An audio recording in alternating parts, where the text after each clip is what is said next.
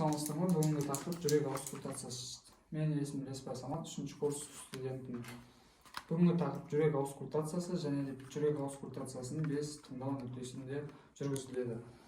Жүрек аускультациясын тыңдауда біз басты ережелер ол тыныштық жағдайда және де шусыз жағдайда тыңдалу қажет. Және де дәрігер пациенттің оң жағында тұруы қажет. Пациентке қолдарымыз жылы болып тұруы қажет, өйткені пациенттің тітіркенбеу үшін барлық жағдайды жасау қажет. Если пациент тітіркенетін болса, аускультация дұрыс жүргізілмеуі мүмкін. Бүгін ең бірінші 5 тыңдау нүктесінде митральды қақпақшасын тыңдаймыз. Митральды қақпақшаны тыңдау үшін біз жүрек ұшы түрткісін тауып аламыз. Жүрек ұшы түрткісі бұғана бойымен кеткен, қолдың негізін семсер тәрізді өсімдіге қойып, жүрек ұшы түрткісін тауып аламыз. Жүрек ұшы түрткісі бізде саусағымыз сезген жерге саусағымызды апарамыз. Жүрек ұшы түрткісі табылды. Жүрек ұшы түрткісін белгілейміз.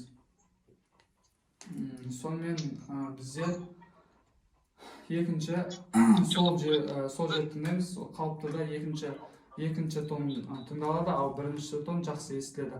Аорта қақпақшасын тыңдаймыз. Аорта қақпақшасын тыңдау үшін төстің оң маңы екінші қабырға аралықта табылады. Бірінші қабырға аралық көрінбейді, екінші қабырға аралықты белгілейміз.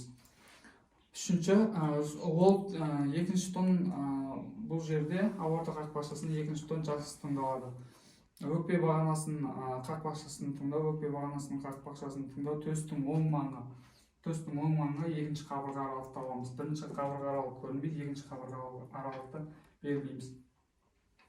Сонымен жармалы қақпақшасын тыңдау. Жармалы қақпақшада төстің семсер тәрізді өсіндісін тауып аламыз. Семсер тәрізді өсінді бұл осы жер. Бұл жерде бірінші тон жақсы естіледі.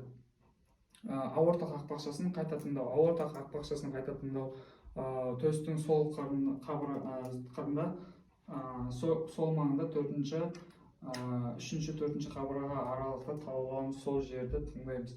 Бізде бірінші қабырға аралық көрінбейді, екінші қабырға аралық, екінші қабырға аралық, үшінші қабырға аралық, төртінші қабырға аралық. Осы жерді белгілеп, осы нүктені тыңдаймыз.